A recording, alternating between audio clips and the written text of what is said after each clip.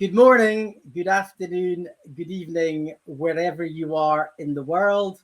Welcome to this AMA, where the title is How TokenTraxx is Disrupting the Future of Music. I'm Matt Dyer, the CEO of Zilliqa.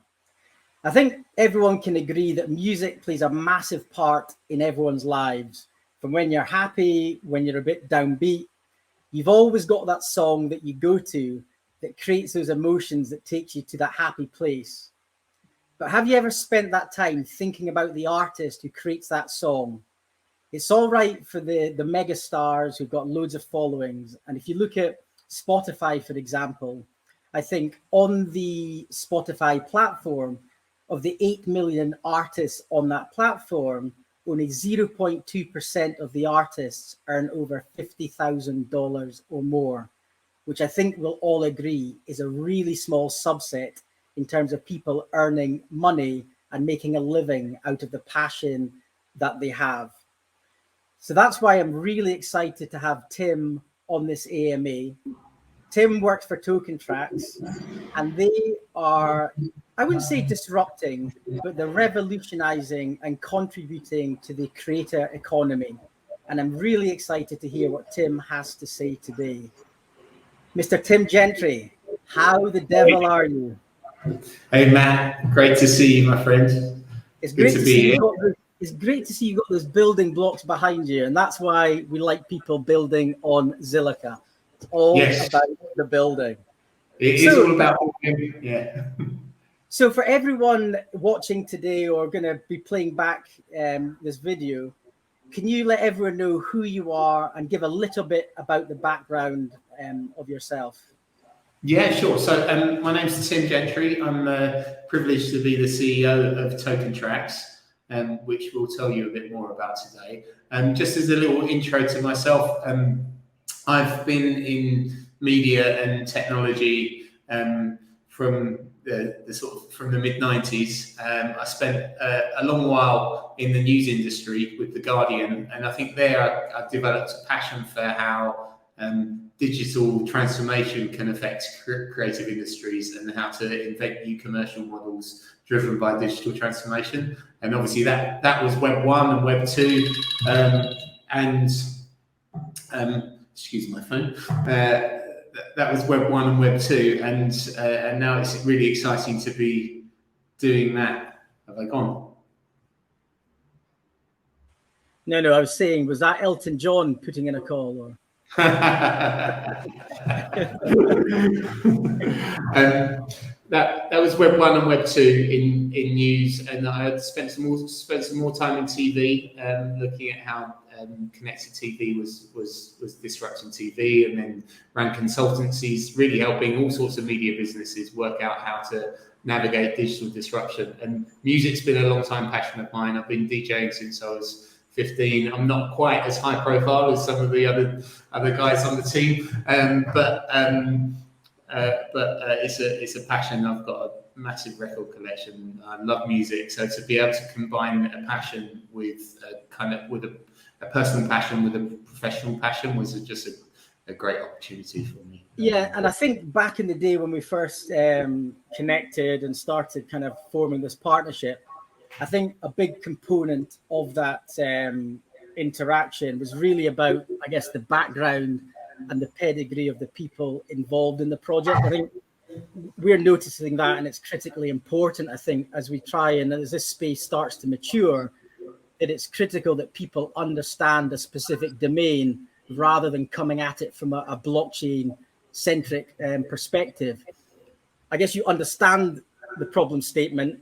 You've got people who've got a lot of experience, and I do think it's worth you talking again to the community around who those people are and kind of why they understand the challenges specifically, and I guess what TokenTraxx is here to solve in terms of a platform and an experience.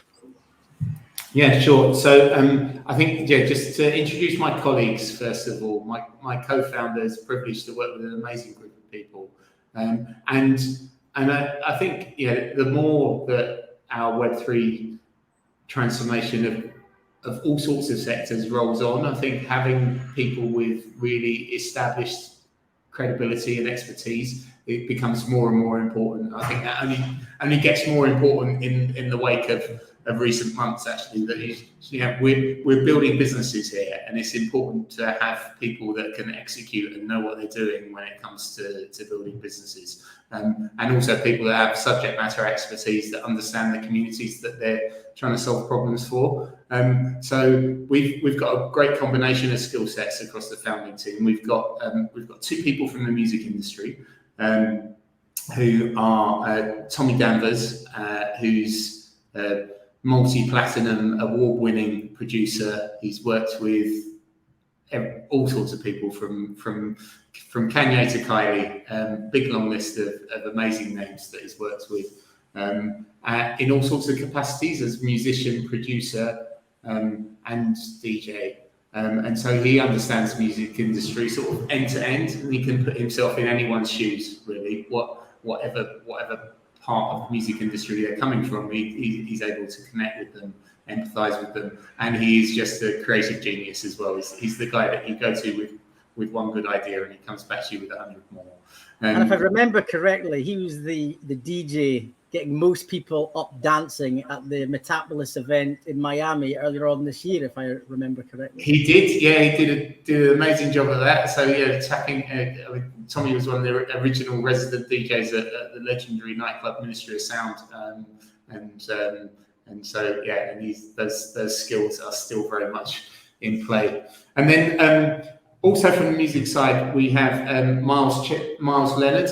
Miles was the ex-chair of Warner Music, also at Parlophone. He created the careers of many big-name artists. The list is very extensive, from Dua Lipa to Kylie and many more. But I think it was the quote that stands out for me about Miles is that Phil Harvey, who's the manager of Coldplay, once said that when in 2024 robots end up replacing humans throughout the music industry, the designers will probably base the prototype on Miles Leonard, because he's basically the don of getting on with artists. And then we've got two colleagues from a crypto background. Brian Elders, who is also co-founder of a digital asset business called Soars, a custodian called Fortuna, and a capital business, Black Manta. And Brian's background's in banking, but he's very much the crypto native. And then, as is Paul Taylor, who was one of the original founders with Tommy. Paul's the guy that Tommy called and said, "Why haven't you told me about NFTs?" When he started to think about what Web3 could do for music. And Paul's got a great entrepreneurial background in terms of having done all sorts of work in renewable energies in Africa, having sort of worked in crypto from 2017. And he's also the reason I'm here, because Paul and I worked together way back at The Guardian, and so I've known each other a long while, and he gave me a call when the team was forming last year. All right. So I think for everyone it's clear, we've got a solid team from the music domain. We've got a really solid team also from the crypto domain, which is obviously massively important to understand what community is, how you build liquidity, and all that good stuff that comes from the crypto background. But then obviously from a real use case, you've obviously got that music expertise, which I think is critical. So just for the audience, in terms of trying to orientate around what TT's ambition is, could you maybe just at a high level kind of explain to everyone what you're kind of striving to achieve? Yeah, what we're striving to achieve is to be the Web3 infrastructure for music. In the same way, really, that Google is the Web2 infrastructure for so many content industries right now. And we're aiming to be on that scale of importance as an underlying layer that makes everything happen within the music industry, as Web3 completely transforms the way it works. And the way that we believe Web3 will transform music is that it will create far greater direct connections between artists and their fans. So that will change the way that revenue is distributed in the industry. And the second thing that we believe Web3 will do within the music industry is to completely simplify what is a highly, highly complex distribution of rights and royalties. If you think that every song probably has about 3 different commercial streams attached to it, and then it might have up to 10 people sharing in each one of those streams. And then that all has to get shared out depending on whether the song's being played as backing music to our AMA or used in a TV ad or a film, or just being listened to on Spotify. So it's a hugely, hugely complex set of revenue distribution rules, which smart contracts are just perfect to change. Okay. So I guess from the audience perspective, they've obviously heard the use case. I guess some of the naysayers may say that there's quite a lot of projects in the space looking to kind of target it from an NFT perspective. How does TokenTraxx, I guess, differentiate from the others in the sector? And how would you like to kind of answer that question? Yeah, I mean, I think the number of Web3 music projects that there are right now just goes to show that there's no such thing as a unique, great idea. I mean, I think when Tommy started to think about how Web3 could transform music, I think he was thinking about that in isolation. But so were lots of other brilliant entrepreneurs. Our latest count, we did some research with Galaxy Digital recently, and our estimates are that there are 119 Web3 music projects at the moment, and that they've attracted about $500 million in capital in total. So if anyone's thinking this is a busy sector, they're right. It is a busy sector, and my view on that is that just reinforces the fact that this is no doubt a fantastic opportunity. And the reason I think that is because music industry is so strange in having 2 combined forces happening at the moment. One is absolutely ripe for disruption and change for the reasons that you've described earlier about those Spotify stats and the complexity of revenue distribution. Second thing is that it's really high growth as well. So total music revenues this year forecast to be up 22% by Goldman Sachs to 81 billion, and then forecast to grow even further to 151 billion by 2030. So high growth industry with loads of problems to solve. That's great fun. No wonder there's a lot of projects working in it, right? Yeah, and I think that's an important thing. I think you want to be in a sector where people are building things because it shows that there is appetite and you feel that it's going to be a success there. And I think, as you said, there's probably not going to be just one winner. So the more credible platforms and projects out there, I think the better for everyone. Yeah, Matt, we don't kid ourselves either, though, that whilst there will be more than one winner in this, there won't be 119.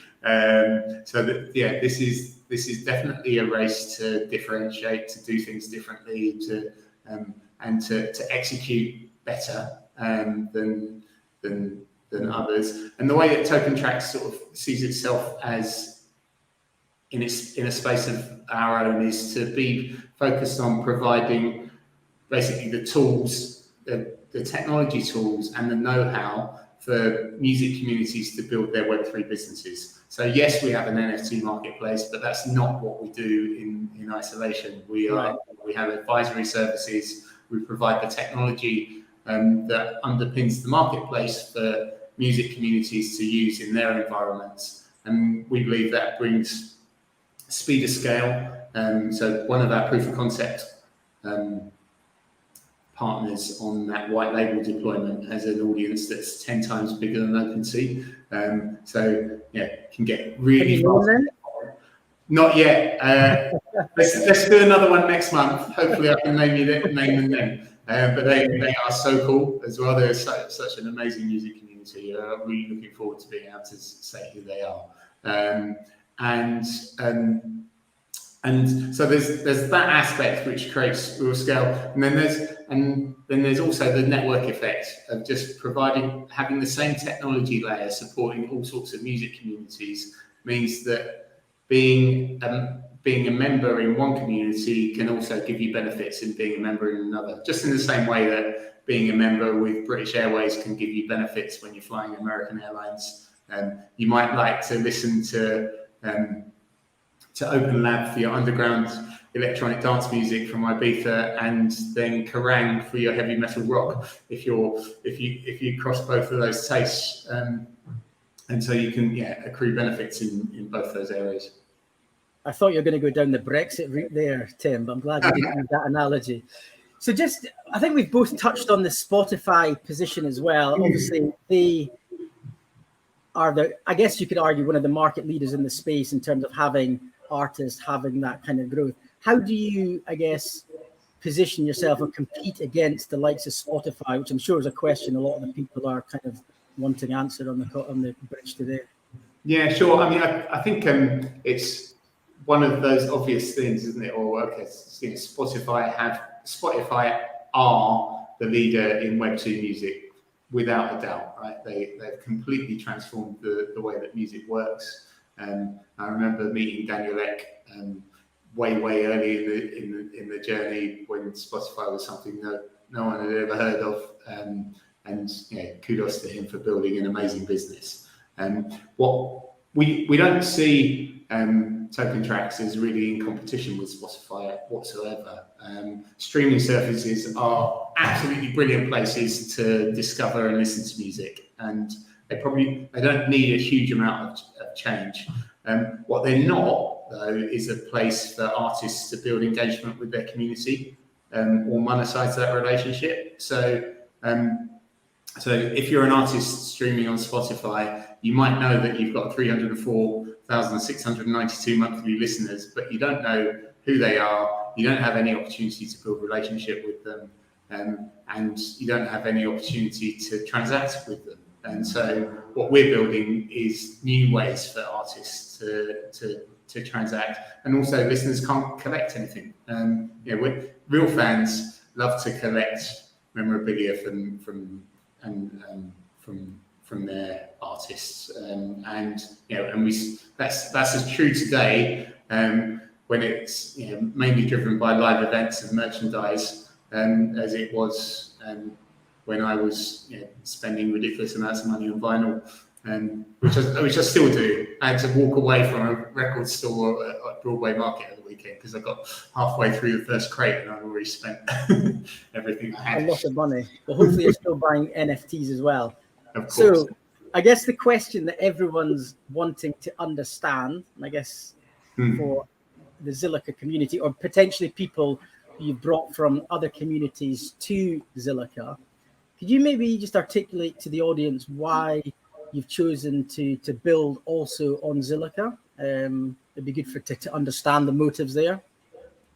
Yeah, I mean, so we've been a big fan of Zilliqa from the founding stages of TokenTraxx, and the reasons for that are, I think, threefold. One, I'm just going to say something nice to you. The people at Zilliqa are great people to do business with, and that matters.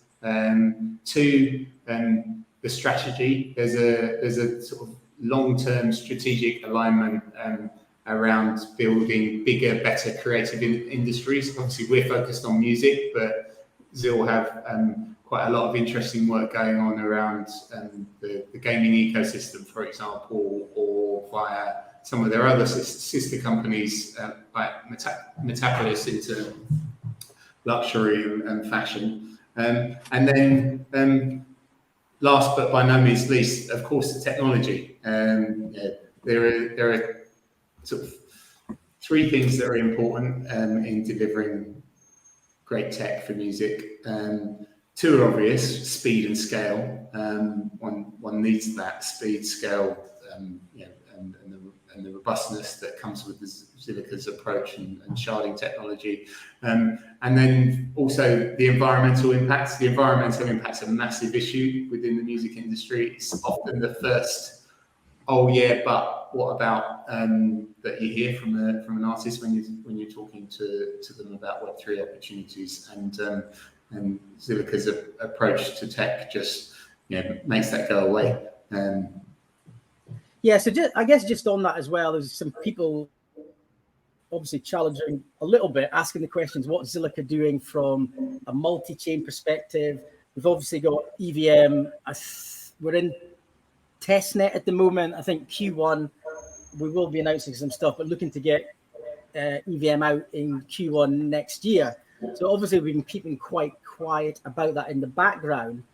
And then obviously just coming with that, there's obviously this conversation around multi-chain, kind of what does that mean? Does that give the answer to everyone's problem? So I guess for a business that's done multi-chain, can you just articulate a little bit around that for the audience?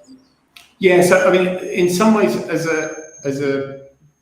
someone building a business, multi-chain makes it a lot harder. Because it means that there's basically more to build, and whenever you're building something new, then you almost want to build as little as you can and monetize it as much as you can.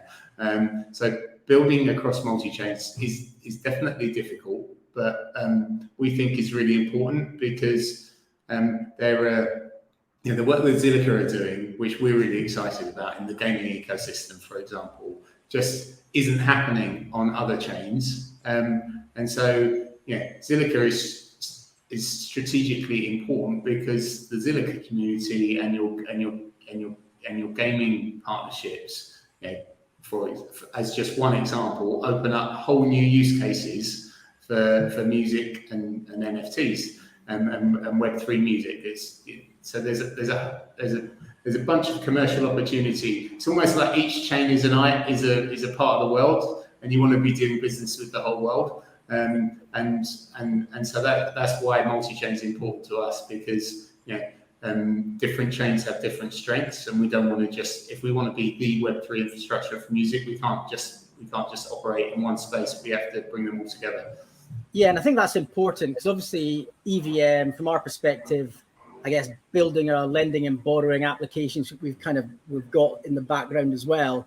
And then when you start to think about when you actually have tokens, you're earning kind of rewards. If you don't have somewhere to spend the rewards in terms of applications like TokenTraxx or Metapolis or in the gaming, the games that we're building, it then becomes very much this cycle of where's the money actually going. So I think having these places where you can actually use your profits or use your earnings to actually derive some more utility and value, I think is critical. So I think from a Zilliqa standpoint, having applications like yourselves, which will obviously be cross-chain, which will drive other communities towards Zilliqa to interact with our applications, I think it's another reason why, from our perspective, we love the kind of cross-chain approach. And I'm sure we're going to see a lot more projects doing that moving forward. So kind of exciting things there. And as I said, the gaming thing, where we maybe can do a little bit of music in games and kind of do some cool stuff there, I'm really excited about that. Yeah, likewise.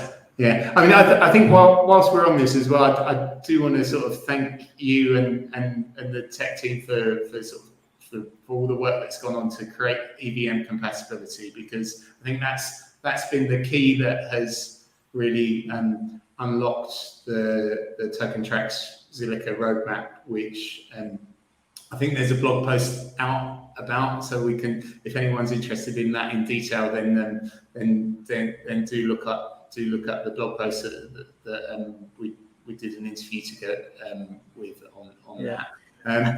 And I think second part is that what we're doing today is sort of making sure that that it's well understood that the roadmap is not just another announcement, which are all too easy to make in crypto, but actually that it's got credibility and it's real. So the Traxx token, our native token, which underpins all of this, the token of utility and exchange within our ecosystem, is now bridged to Zilliqa. It's available on the XCAD DEX, and the reason we're doing that is because we want to demonstrate to your community that all the announcements we're making are things that we're working on with you, and today's just the first step. And so our engineers have been working on your EVM testnet, for example. Yeah, and I think that's an important thing. There's quite a lot of people listening or will be listening to some of the kind of content here who aren't maybe necessarily in the crypto space, who might not understand what a bridge actually is. But for those people watching, this essentially allows you to take tokens from another network, blockchain network, bring them over onto Zilliqa's network, like as in going over a bridge, and then using those tokens on the Zilliqa network to interact with the TokenTraxx platform, which is critical. And when we talk about being able to move tokens from one network to another, the converse could be the same from Zilliqa's network onto another network. And when we think about kind of raising all boats and people say, is there only going to be one blockchain? Things like bridges are a key component in making sure every blockchain and every ecosystem can be interoperable, which I think is really important thing for people to kind of to understand. So just in terms of that, can people today buy and get TokenTraxx on the Zilliqa network? Yes, today. Yeah, literally just today. Yeah. We like that. So head over. It's on Ollie's DEX, is that right? It is on Ollie's DEX. So on the XCAD DEX, just head over to the swap, and there's a liquidity pool there to swap your ZIL tokens for Trax and vice versa. Yeah, and I think that's important. Just a shout out to Ollie and what he's building over there in terms of Xcademy. They're one of the big kind of use cases that's kind of cited outside of the crypto space as well. And when you think about Zilliqa's ecosystem with some of the projects that we've got, it's not necessarily the number that you have. I think it's about the quality and the potential for driving that adoption. And I think the more projects like yourselves, like XCAD, like Lunar Crush, like Searchia, what we're bringing from gaming, I think, and with EVM coming down the pipe, I think there's a lot of excitement going to be coming to our network in the next 6 to 8 months. I guess a couple more questions till we wrap up. I'm conscious we're almost at half hour. What sort of artists have you actually got on the platform at the moment? It'd be probably good to kind of explain a couple of case studies there. Sure. I think a couple of case studies which are interesting, just from a perspective of being different types of artists. So and different sorts of use cases. So there's one that did a drop just yesterday called Psycho YP, and he's a Nigerian-based Afrobeat artist. He's like really coming up fast. He's building big communities really quickly. His music's amazing, but he's not yet huge. And the reason that sort of artists are really interesting within the Web3 space is because one, incremental revenue streams are really important to that type of artist, and two, for the fan, if you get some of his digital collectibles at this stage in his career, it's going to be like picking up Beatles demos in the 60s. These are things which are really interesting to think about how rare and valuable they become in the future when you start to sort of take a stake in the future of music. And another project we've got on the platform, which is completely different, is someone who's very, very established in the music industry, a music manager called Kwame Kwarteng. And he's worked with Seal, he's worked with Shalama, he's a very established music manager, and he's got a collection where owners of his NFTs get time with him, access to masterclasses and mentoring experiences. And I think the reason I call out both of those two things is not because they're the biggest name that are the most famous people in the world, but it just shows the sort of range of utilities. NFTs are way more than digital collectibles. They can be the gateway to new experiences. I think the way that Kwame is using them is really interesting. Yeah. Yeah, I think that's important to understand that it is the experiences, what it brings. And that's why I think you're giving a bit of alpha away there. I know it's not financial advice, but I think for upcoming artists, your platform is somewhere that people can obviously make some sound moves in terms of what they collect. So I think probably my last question for the session, and it's not going to ask you about who's going to win the World Cup, because there's a Scotsman and an Englishman. We're not even there, sadly. But anyway, for the music industry, what is your prediction for 2023? Okay, I think so. Just one simple prediction is that there will be a number one album that has a music NFT as one of its formats. So so that's the simple, a number one album in the UK with music NFTs included. I like that ambition, and hopefully that artist is on TokenTraxx. Yeah, well, we're working hard at it. There are so many artist conversations that and music community announcements that we are not choosing to share just at this moment. But there's a lot which will be coming out over coming weeks and months, and that's why now is the right time to make sure that the connections we've got with the Zilliqa community are as strong as ever. So thanks everyone for listening. Thanks for having me. Yeah, no, I think just on that as well, I think we've got some ideas around some giveaways over the next couple of months that are actually meaningful. So I think if you just kind of keep an eye on the socials in terms of what we're both doing together, and then take part in what we're going to kind of come up with, which is probably a link to and maybe gaming and some other things in between. So keep an eye on that. And as Tim says, thanks everyone for tuning in for this session, wherever you are in the world. As always, it's really appreciated. And thank you. Thank you. Goodbye. Yeah. See you guys.